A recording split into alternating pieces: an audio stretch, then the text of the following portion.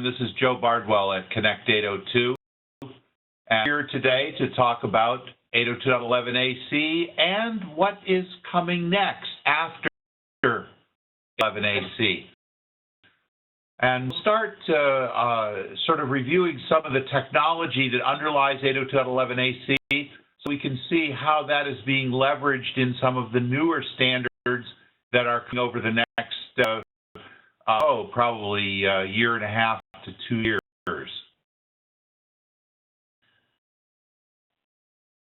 But at the moment, and a little about who we are, K2 Corporation, we are a Ruckus reseller. We've been around for a long time. We're headquartered in the San Francisco Bay Area in San Ramon, Pacific Engineering out of Kahului, Maui in Hawaii, and East Coast Engineering out of Knoxville, Tennessee. One of the that we do that is somewhat unique is by three-dimensional RF CAD modeling as is appropriate.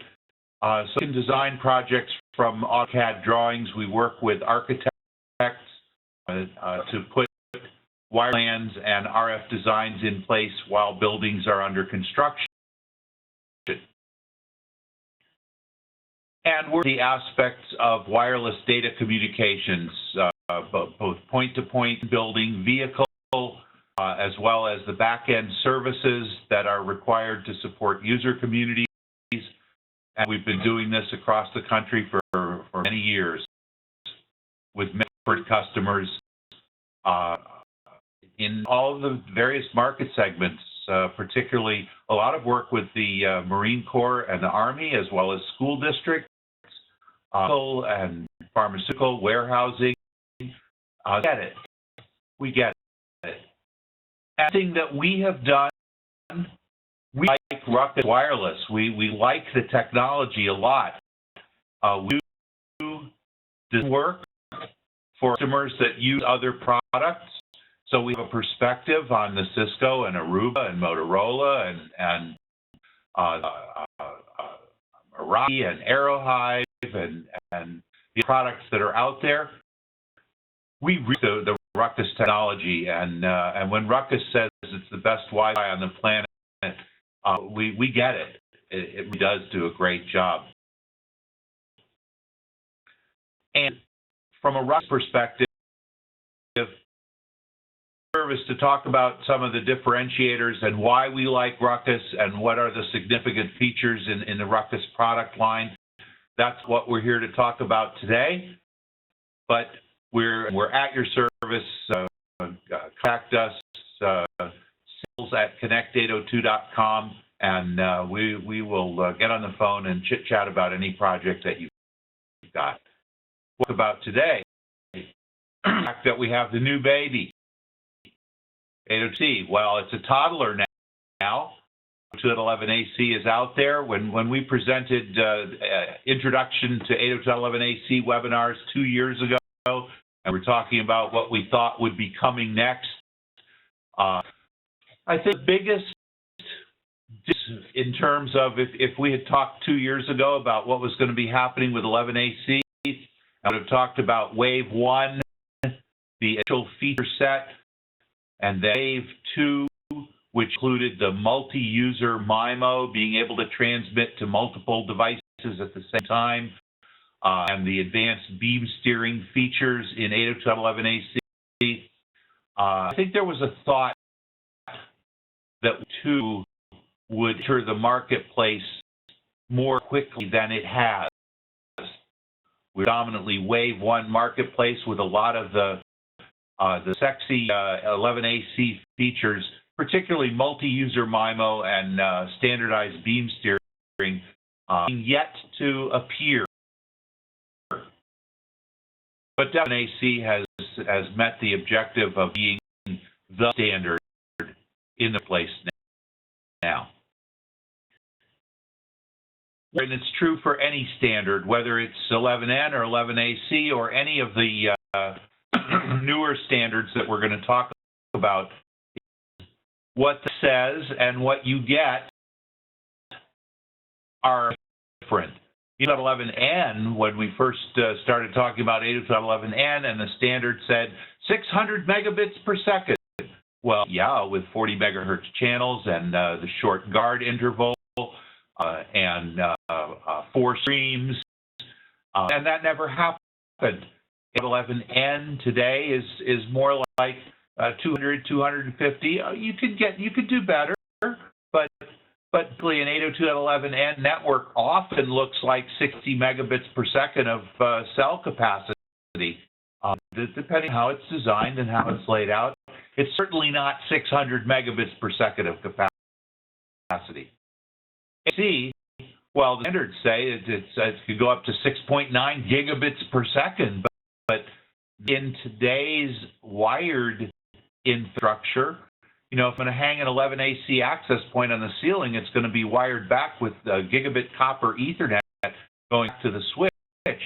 And even though the wireless standards could just well beyond that, what we say is that 11AC today, in general, the access points are designed to go to about 1.3 gigabits, which means you've got about 900 plus megabits per second on the wire, which is consistent with what you would push over gigabit copper. And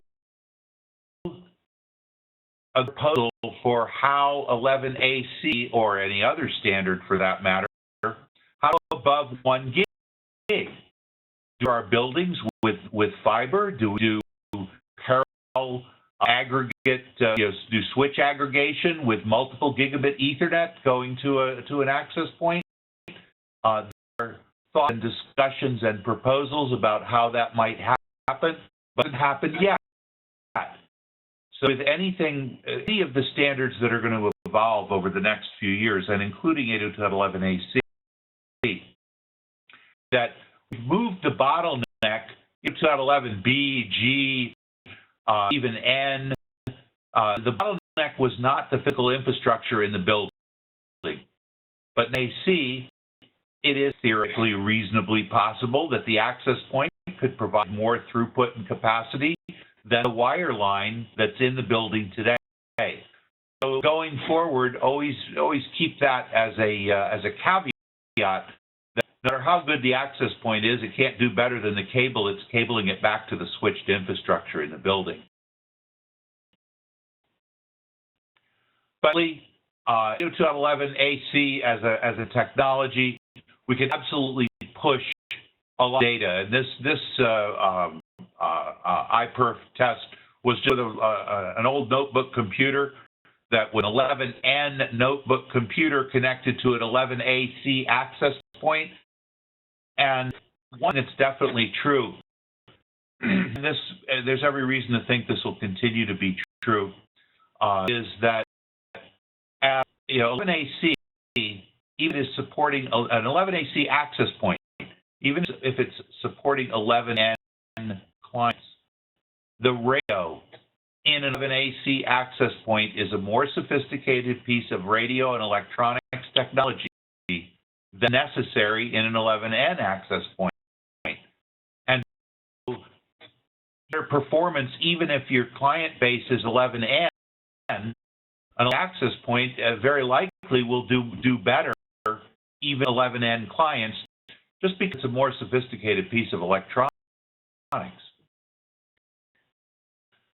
AC, we talk about wave 1 and wave 2, and in a sense, the IEEE and the marketplace learned a lesson from 11N. In the old, we had all of the draft N and pre-N equipment came out, and we see that was fairly well quantified up front, so that wave 1, all of the AC equipment that's out there now, basically supporting the same fundamental set of capabilities. And that's 20, 40, and 8 megahertz channels. 100 megahertz channels, well, nobody has support for that, and maybe it's not the most effective thing, but it certainly is not the status quo. And AC says it can support up to 8 mile streams. Those streams are what's out there now in wave 1. And I think, kind of reality that we saw with 11N. 11N can support 4 streams. Well, 11N in its maturity and it's out there, 3 stream is we have gotten to as a marketplace. And so we'll see 4-stream or 5-stream 11AC at some point in the future. I don't know. It's all 3-stream now, basically, in the access point space. There's multiple streams when we talk about MIMO spatial streams, and we'll talk about this more in a little bit. You need a separate antenna. Only so much real estate on the circuit board in handheld device, in the iPad or Android tablet. There's only so much real estate to build antennas. And so to put 8 antennas to do 8-stream 11AC, it's probably not going to happen in the commercial marketplace. 250 QAM modulation, quadrature amplitude modulation, the way that the electrical signal is jiggled around in the air is sophisticated, was in 802.11n. And the more clever jiggle around of the signal, the bits transmitted at any one time. But we'll get off there as well. As the modulation scheme in a signal becomes more complex and more sophisticated, it becomes more prone to disruption or degradation by environmental noise or interference.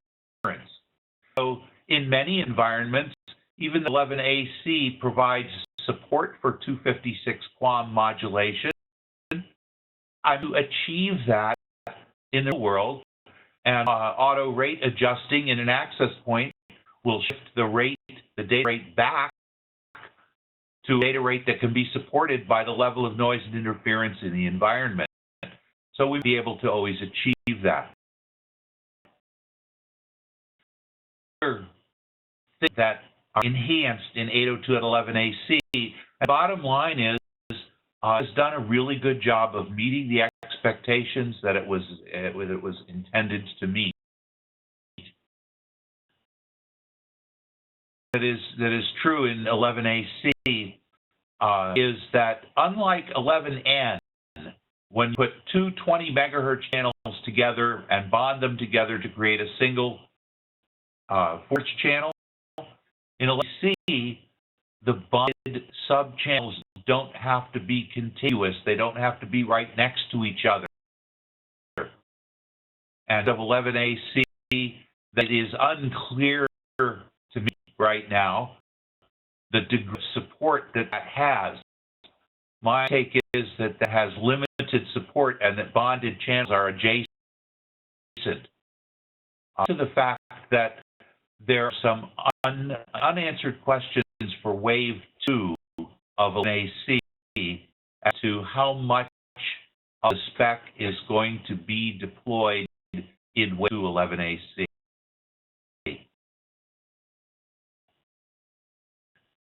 So wave 2 is expected this year, 2015. We'll see. Once seeing vendors advertising that they have multi-user MIMO or 160 megahertz channels, then we'll start seeing the wave 2 make it into the marketplace.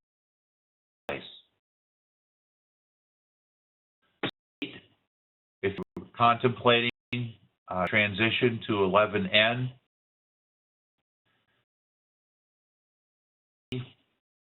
the real significant differentiator in 11AC is the overall capacity of the coverage cell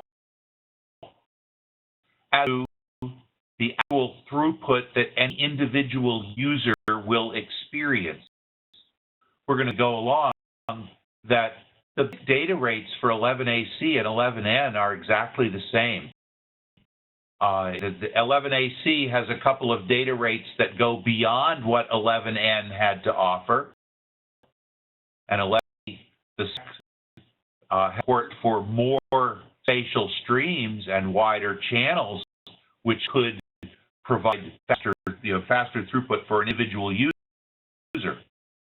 Typically, one of the big drivers for 11AC is that more clients can be present in a given area and experience the degradation that they might experience. If I have 30 students in a classroom all downloading a video, 11AC provides much better support for large groups than 11N, but an individual user doesn't necessarily experience a lower throughput, but a lot more. So if you are thinking about building out a sports arena, so got 20 or 30,000 people, Wave 2 could provide significant benefits in that environment.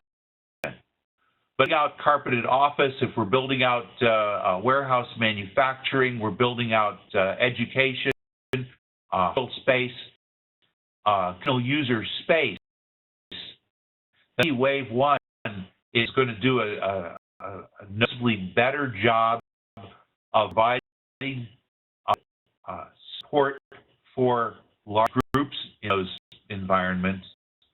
But no, there's no demand to wait for Wave 2 in terms of conventional Wi-Fi space. 11.1, the more sophisticated electronics, the modulation, is going to provide a better end user experience today.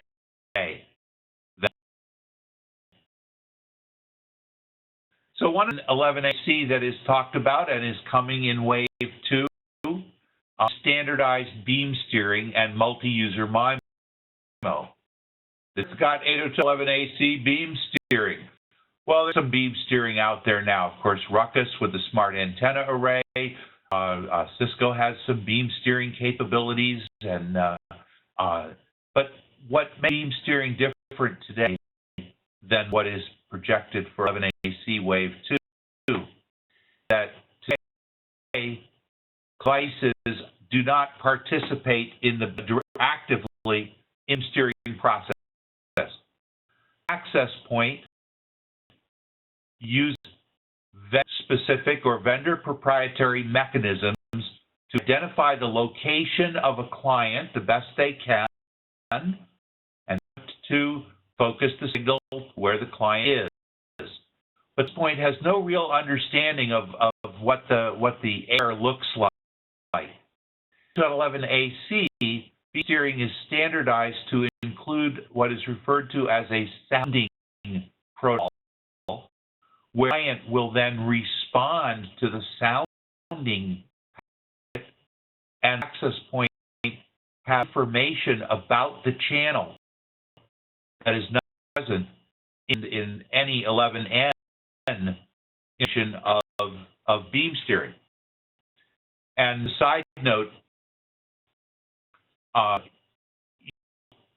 again, to beam steer, I need multiple antennas because I adjust the signal that the phase relationship of the signal coming out of multiple antennas is the signal to be focused in a given direction.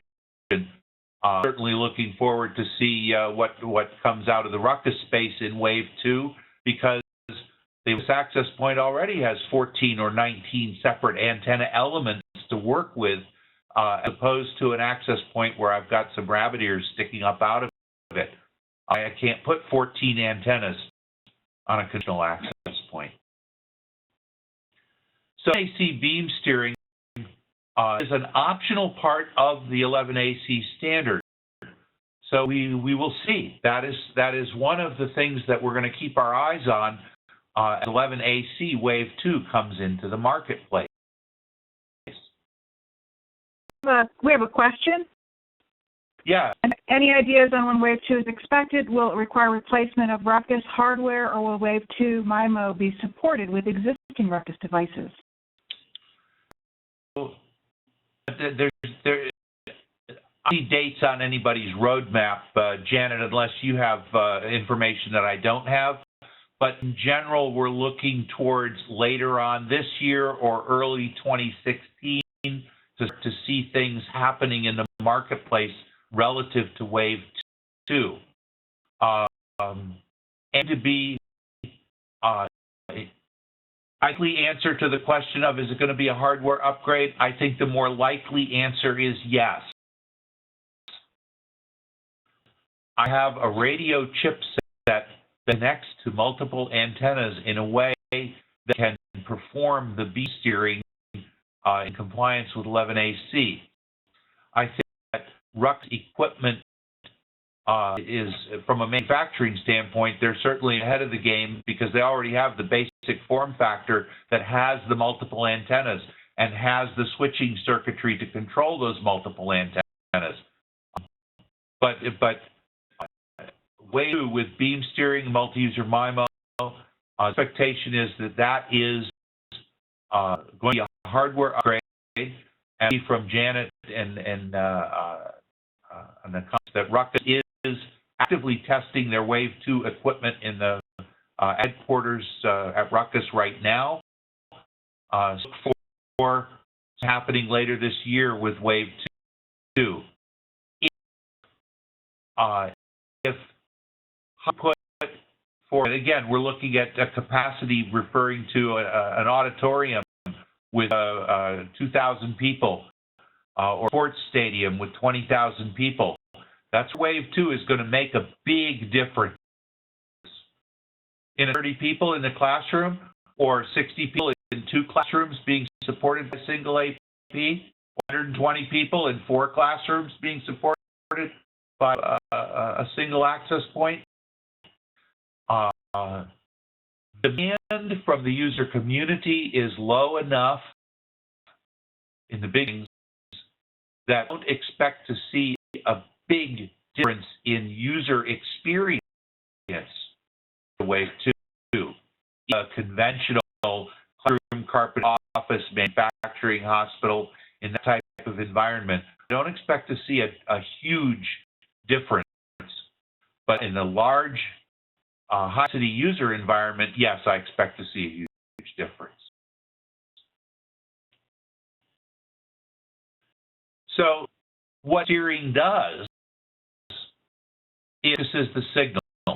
Now, interestingly, with the RUCS access point with the smart antenna array, that's happening right now up to 9 dB of improvement because there are 14 to 19 different antenna elements in the access point itself right now. So although it is vendor proprietary and although it does not involve activity on the part of the client device, it's been out there many years and has been improved over the years in terms of a beam steering solution that's a really good job in AC and 11N on today's marketplace. Steering works. Just to give you some intellectual curiosity. In the picture, and I'm going to see if I can find a. Can I draw on my?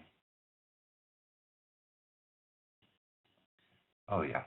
Here I have 2 antennas, A and B, and those are transmitting exactly the same carrier signal. See, as the carrier signal leaves the antenna, it starts by rising, and then it falls. And the same thing is true here. As it leaves the B antenna, it starts by rising, and then it falls. And what that signal looks like over to the right, it starts rising, and then it falls. And here from the B antenna, it starts by rising, and then it falls. The signals are in phase. Antennas are half a wavelength apart. There's this. In the south direction, only the north direction is shown, the 2 signals remain, they're in phase. But west direction, only the east direction is shown. In the west direction, because the two antennas are half a wavelength apart, the two cancel each other out. Well, they're out, so it's visible on paper. Laws of physics say that I'm not destroying that energy. What's happening is that signal energy, all of the energy is going north-south and going east-west, and steered the beam in the north direction. The spacing between antennas, a natural result of transmitting the same signal out of both antennas. All right, this now. Let's switch the phase of the B, and what we've is that the coming out of the A antenna is rising, but the B antenna is falling. I'm on the descending edge of the sine wave. Here on the ascending edge of the sine wave. So signals are now 180 degrees out of phase. Is by changing the phase of the signal, I caused the north-south direction to be canceling and west direction to be in phase. So this signal is in the east-west direction. Well, in the diagram, I've shown you the phase shifted from in phase to 180 degrees out of phase, but angle in between, the strong is going to shift from 0 degrees, 45, 60 degrees, and to 90 degrees. So as adjust the phase relationship between the two antennas, the beamers in a given direction. That's how a phased antenna array operates. In fact, in the real world, a phased array may have 3 antennas or 4 to strengthen and augment this relationship between the phases so that the signal can be steered. So you're out driving around and you see an AM broadcast radio station with antenna towers sitting somewhere. There are 3 and sometimes 4 antenna towers all in a row. And where they're beam steering the AM radio signal into the most populated metropolitan area adjacent to the radio station. Beam steering is a well-known technology feature, but it requires multiple antennas, at least 2 antennas. Antennas are better.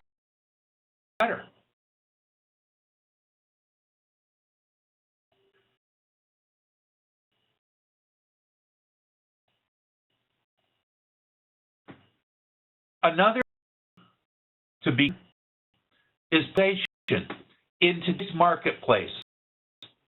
When considering Ruckus or some other manufacturer, you must have an access point that supports both vertical and horizontal polarization. And I can tell you, all the major players have an offering that addresses this issue. That the Ruckus Smart Antenna Array with multiple antennas that are both vertically and horizontally polarized in the array, I think that's the best solution. But whatever you end up buying into, you've got to address this issue of how does the access point handle and how effectively and how clever is it handling vertical and horizontal polarization. Because if in today's world of portable handheld devices, if I hold the device up in front of me or its little stand, I am polarized. But if I lay the device flat down on the desk, I'm horizontally polarized. And in an anechoic RF chamber, if I had a vertical antenna and a horizontal antenna and there were no reflections, then no energy is exchanged between a vertically and a horizontally polarized antenna. Then the underlying physics, the only exchange of signal energy between vertical and horizontal polarization in the real world is that there are always signal reflections. So if I have an access point with rubber duck antennas sticking up out of it, and those antennas are vertically polarized, and my tablet flat down on the desk so it's horizontally polarized, I could expect as much as 40 dB of loss because between rubber duck antennas and the horizontally oriented antennas in my tablet that's laying flat on the desk. So polarization is another issue that closely hand in hand start to open the door on a consideration. And is that to do steering, I need a pair of antennas, and those antennas that are going to have alternate phases or they're going to beam steer, those antennas that are participating in beam steering need to be polarized the same way. I steer with two antennas, one of which is vertical and the other of which is horizontal. That starts to say, if I'm going to support both vertical and horizontal polarization, I support beam steering. I have a set of vertically polarized beam steering antennas and a set of horizontally polarized beam steering antennas. It starts to complicate the design and implementation of beam steering in 802.11ac and beyond. You also have to address the polarization issue. And there is no single answer from the market. This is something that we definitely want to keep our eye on as AC and beam steering. We start to move into that realm end of the year, 2016. Also going to ask the question, great, a piece of equipment that supports beam steering with 11AC Wave 2, how does that beam steering play with vertical and horizontal polarization?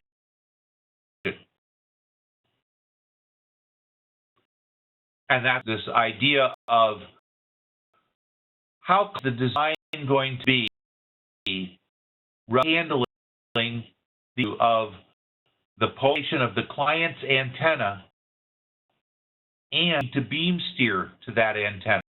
How are you going to adjust the issue while adjusting the beam steering issue? We talked about beam steering, talked about polarization. Let's talk about MIMO, multiple input, multiple output. And by the way, input means I'm transmitting into the air. Out means I'm taking out of the air. There are various flavors of this. I transmit, and you know, the one over here, the receive diversity, hang on.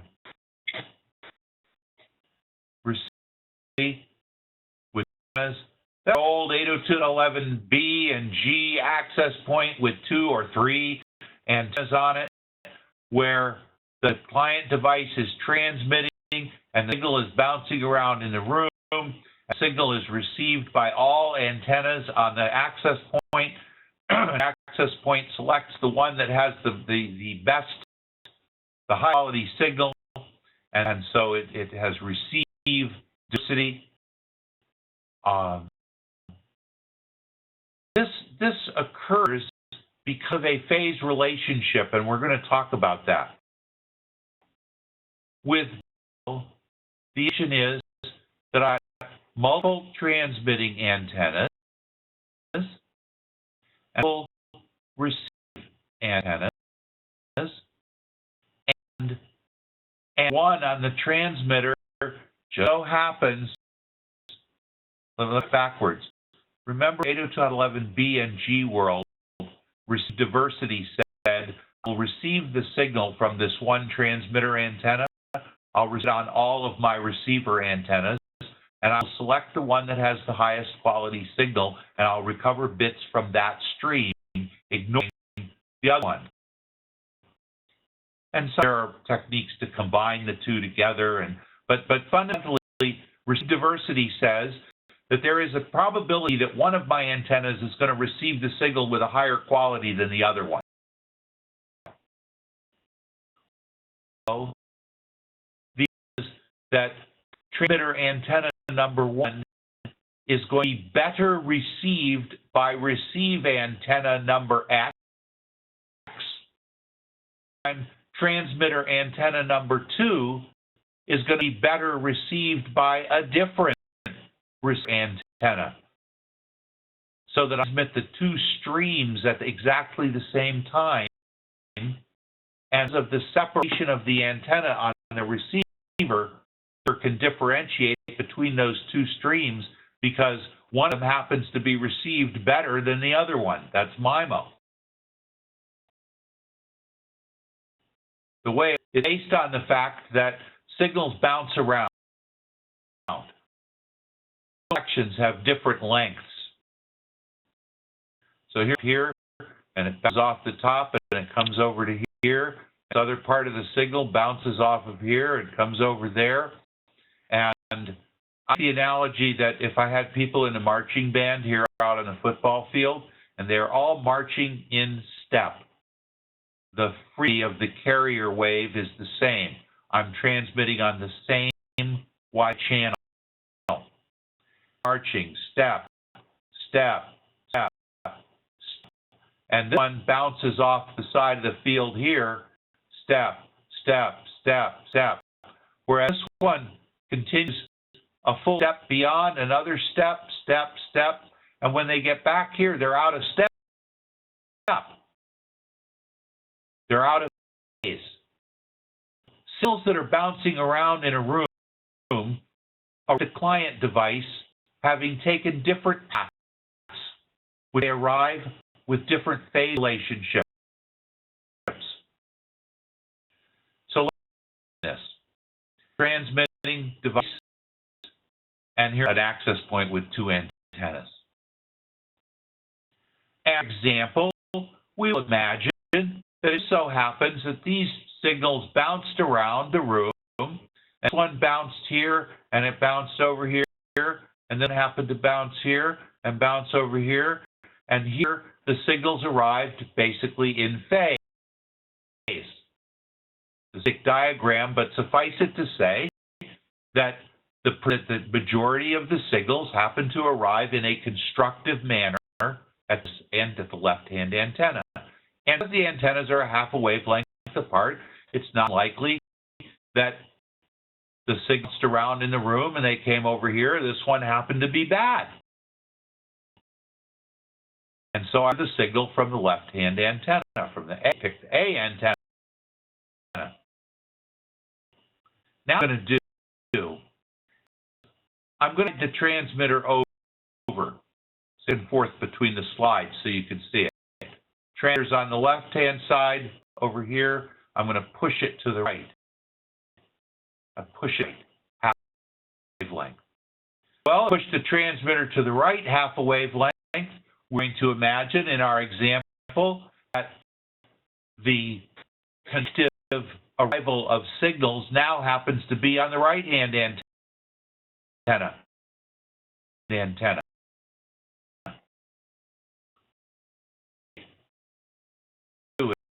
Is I'm going to 2 antennas on the, and Base talked about that the left-hand antenna on the client device is to be best received by the left-hand antenna on the access point. And the antenna on the client device is going to be best received by the right-hand antenna on the access point, and 2 spatial streams. And each antenna is transmitting on the same frequency at the same channel, but it's for data. So effectively, close to doubled our throughput. And I say close to because the second stream is usually not as strong as the direct that hits the first antenna. But that's MIMO. Now, Mr. MIMO says this. I'm to be very clever as an access point. I'm using a sounding protocol, and the client devices are transmitting sounding frames back to me. I have a very good understanding of what the RF environment looks like. And for I, as the access point, I realize that if I transmit on my number 1 and my number 2 antenna, it will arrive at this client device. It will separate 2 spatial streams because of its physical location in space. Transmit from antenna. This client device happens to be physically located in space in a location where it will receive this quality signal from this antenna. Antennas, I figure out that the client that is in this physical location in space will receive the best combination of the signal transmitted from those 2 antennas. So now I transmit using the same channel, the same transmit at the same time, now transmitting in this picture to 3 different client devices at the same time.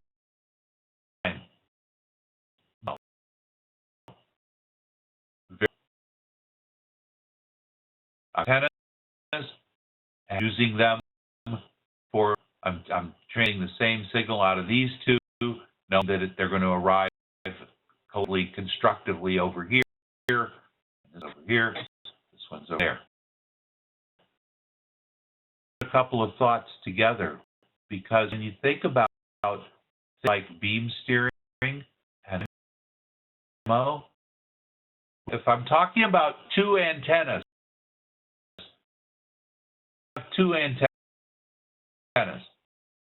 I could have used those 2 antennas to transmit multiple MIMO streams, because remember, the MIMO streams are transmitted on the same frequency with the same carrier.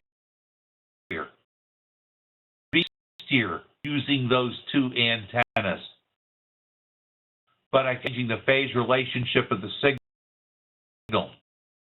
But beam steer and MIMO at the time if you have 2 antennas. To do spatial streams and beams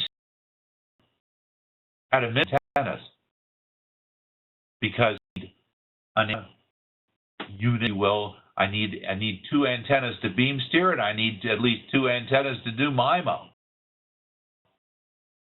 So there's the real question, and then I haven't even talked about, what am I going to do with horizontal and vertical polarization of multi-user MIMO, beam steering, and vertical and horizontal polarization. The question: how those 3 technologies will be pulled together in 802.11ac Wave 2 to set up this. It's like the movie The Matrix. The access point gets a picture, a mathematical picture of the world. How will that be implemented? It's serious technology, and there's a lot of serious math that underlies it in terms of the calculations that the access point needs to perform to do spatial mapping. Challenge, and in fact, of why an 802.11ac access point have a higher degree of engineering and technology that goes into the design and manufacture, because it's a much more sophisticated device.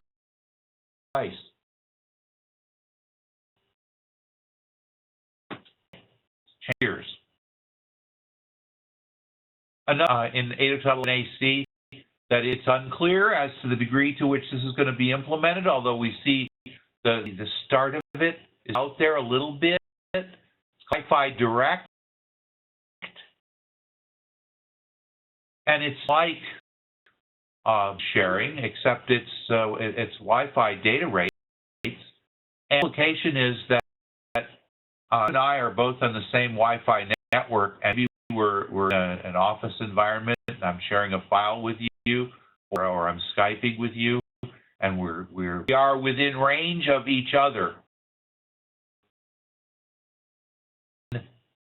Instruct the two devices to talk directly to each other instead of having to have the packet transmitted twice in the air. I transmit the packet to the access point, then the access point transmits the packet to you.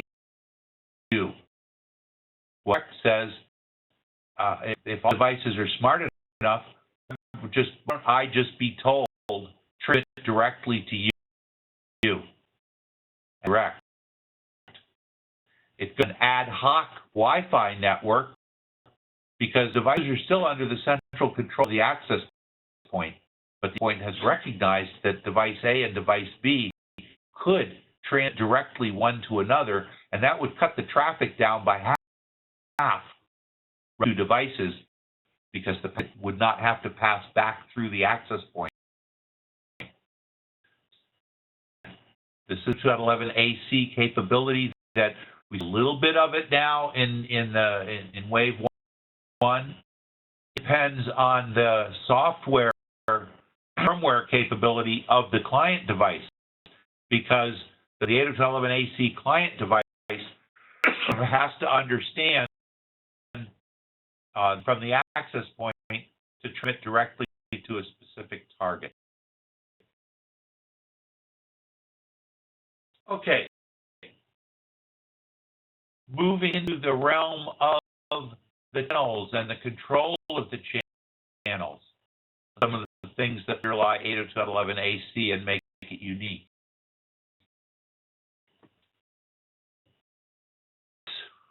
All the time. We hear data rate versus connection rate versus modulation rate. Those terms are tossed around all kinds of ways. The electromagnetic signal is capable of carrying some particular number of bits. Some of those bits include things like the preamble to the frames and frame information, and they include things other than user data. There is a data rate, which is the rate that you see.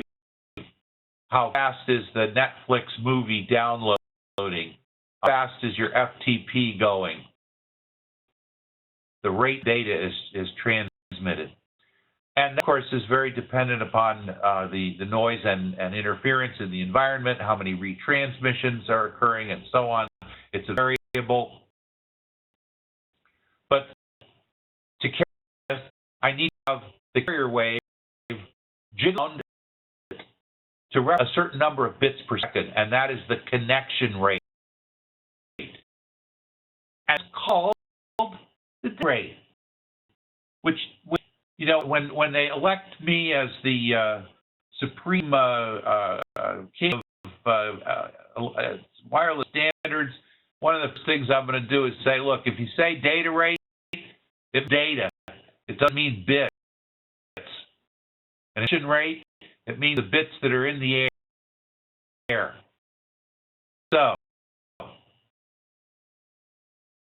pause a moment.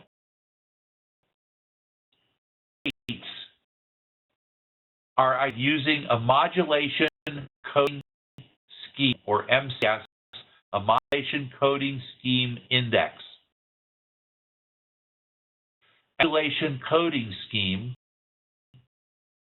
which bits are transmitted in the air, depends on the number of streams and the width of the channel, and on the interval between individual transmitted symbols is short or long.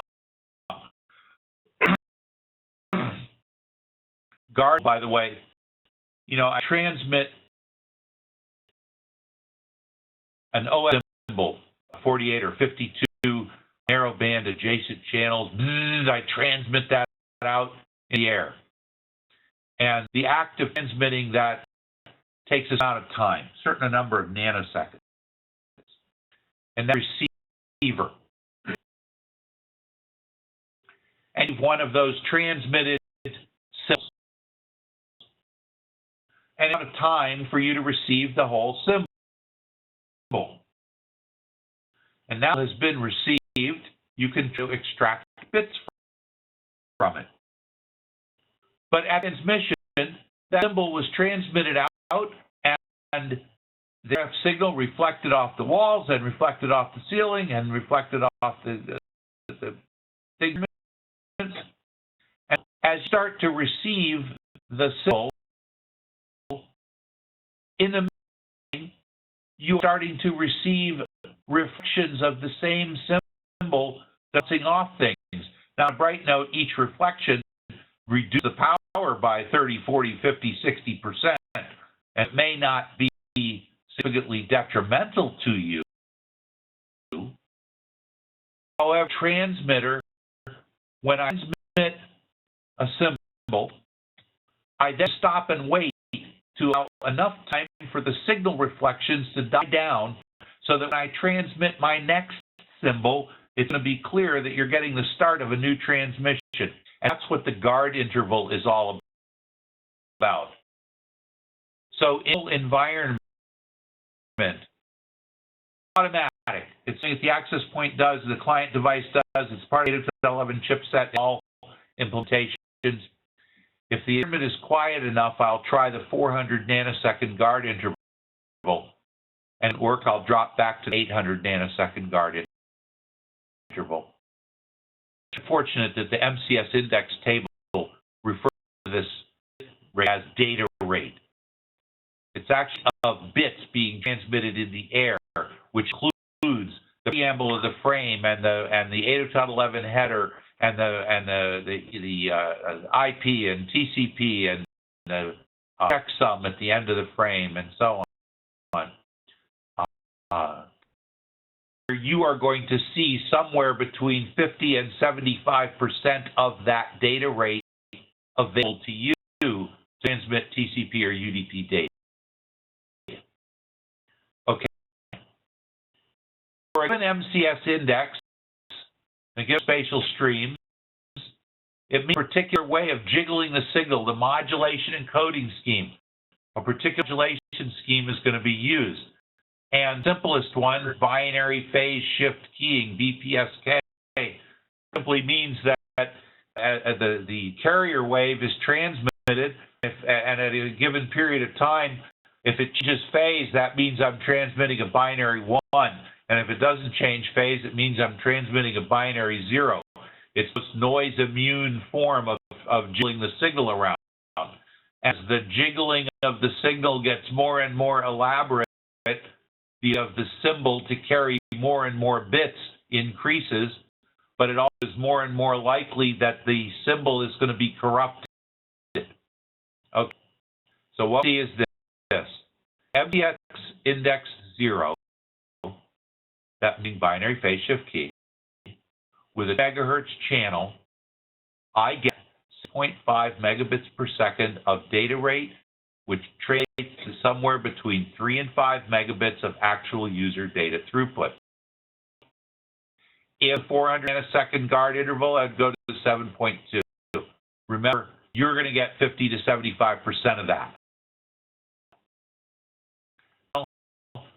Little doubles it, and a little more than doubles it, because if the two channels are adjacent, I get also use the space between the channels, and so on. 6 and 160 megahertz channel. On the table, I want 2.11n, their modulation coding scheme indices for 8.11n. Exactly the same for 2.11ac. And so, and remember, the access point is going to reduce its data rate if it has to keep retransmitting due to noise or interference in the environment, weak signal strength, and so on. And so the field for 802.11n and 802.11ac, up in index 7, the playing field is exactly the same. This makes it different in just a moment. Okay. Here's what makes it different. MCS index, let's pick MCS index 7, which is a 65 megabit per second data rate in a 20 megahertz channel. For 802.N, 95 dB milliwatts. But for AC, I could do minus 79. The equipment is more sophisticated. So 111 AC equipment is that it can function with a lower signal, which gives rise to saying it has a greater range.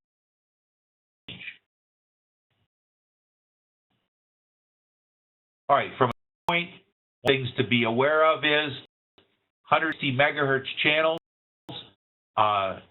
likely in a commercial environment that I'm going to implement 160 megahertz channels. There's just not enough of them.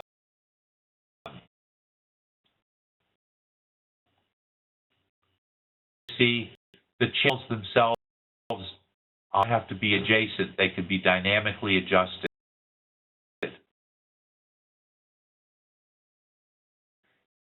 And this is evolution of the hardware.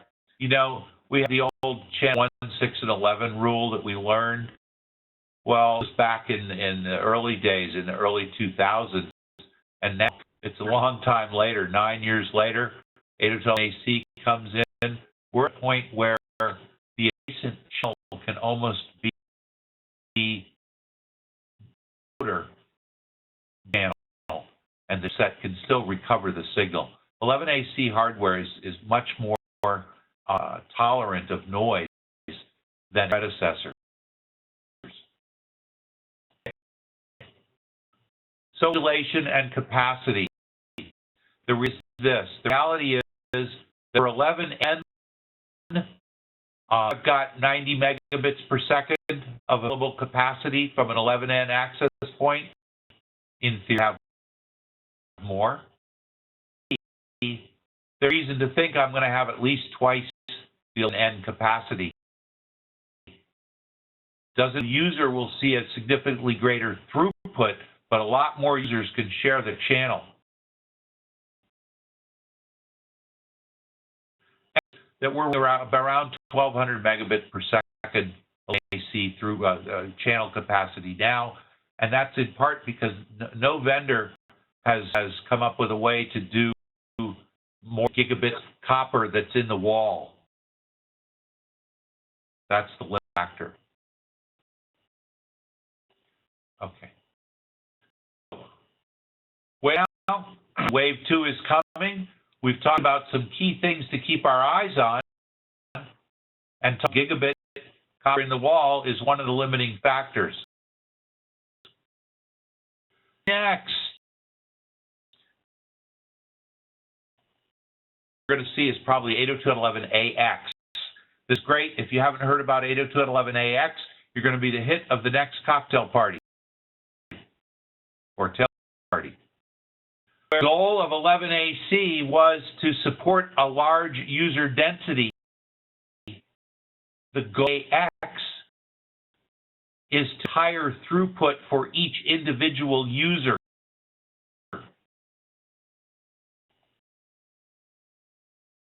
We want a factor of 4 of an individual user in both uplink and downlink. And in 802.11ax is called OFDM-A, or frequency division multiple access. So OFDM in 802.11n and 802.11ac, I have multiple band subcarriers all transmitted simultaneously, each with different. Here's plain old OFDM. I transmit multiple subcarriers. I transmit a symbol to user number 1, then transmit a symbol to user number 2, and user number 3. A, subcarriers belong to user number 1, some of them belong to user number 2, and so on. So I divide the OFDM subcarriers up so different users receive different data rate streams in the same symbol. It's a really cool thing. And that I can transmit simultaneously. So like our multi-user MIMO, where it depended on the reflective nature of the environment, the statistical probability of receiving a separate stream. Here, it's out, and everybody who sees it has the opportunity to dissect it and pull their portion of the subcarriers out for their use. Multi-OFM. Okay. 7 AX. For a second. AX. We're going to see more talk about that later this year, and in 2016, you're going to start hearing about products. Every expectation that by the end of 2016, early 2017, we'll start seeing 11AX products. But that's going to be the next big thing, if you will. Standards out there now, 802.11ah in 900 megahertz, the Internet of Things, machine communication. That is out there and is there's an undercurrent of 11AH that's out there in the things world. That process is moving along. Taken from the August 2014 draft work from the working group, and the working group says this is the state of the project right now. One of the members of the group quotes in the spec, ACBE has the highest priority. He says, I have no idea what this note is telling me. He said, change. Replace a statement that makes sense, or delete. So the standards are early on. And things, which is in part dependent on the 11AH standards, there's maybe later this year we'll see some standardization in 11AH, but it certainly doesn't affect our enterprise Wi-Fi world. 11 is often confused with 11AC. It operates in the 60 gigahertz frequency band. That means that the signal does not go through walls, basically. And 7AD as HDMI cable replacement, a thing for home theater or for classroom audio video, multimedia, to provide potentially up to 7 gig if all the devices are wirelessly connected in the same room. AD, we can think of it as an HDMI cable replacement. For you, 802.11af. The term is used with 802.3af. So 802.11af is a wireless standard. 802.3af is power over Ethernet. And I got an ad off the web. Ethernet, 802.11af. No, it's not 802.11af. Power over Ethernet is 802.3af. That would be a great one for again to pull a goose on somebody. 802.11af is spaces, cognitive radio. 802.11af is implementation of Wi-Fi in unused television frequencies. And the real thing, it's out there. There are pilot projects in multiple cities that are going on with this right now. It is a real thing. T also has Wave. That's in licensed 5.9 gigahertz. We have things about cars that can race that other cars are approaching the intersection. Let's say 7P. I'm watching this one from here at Connect 802. Basically, 802.11a for point licensed in the 3.6 gigahertz band. 20-watt power output. Point-to-point communications over long distances. This could be very interesting.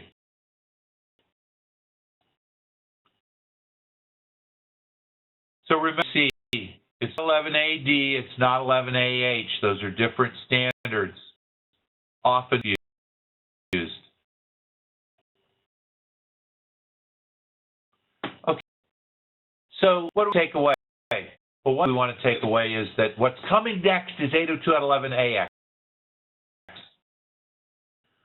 And it will provide 4 times more throughput for individual users, probably 2017, 2018 time frame.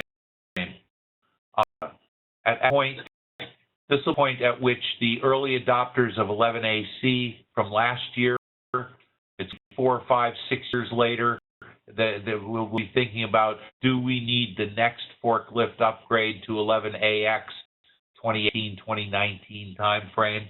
But 11AX is what's coming next in the Wi-Fi space.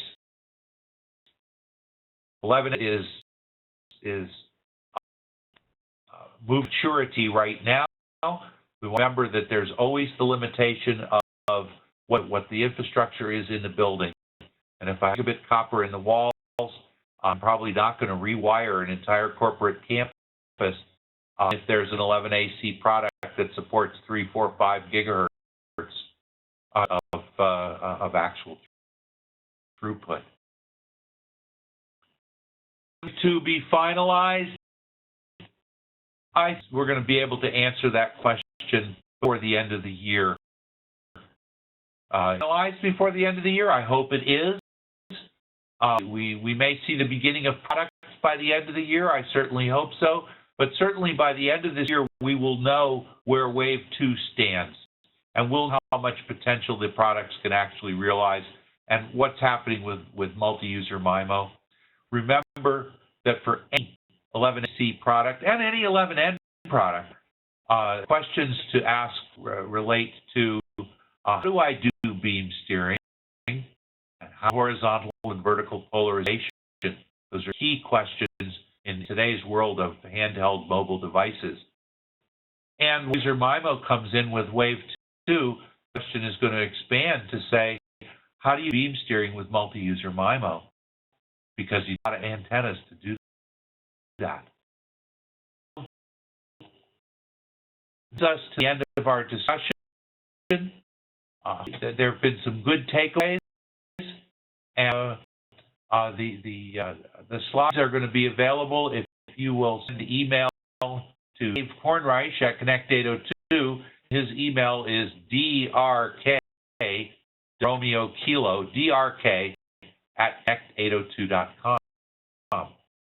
And following the Connect 802 Twitter stream on YouTube, we have an ongoing overhead discussion. You can go to Connect 802 on Twitter and read it back for a couple years of the technology discussion that we've been having.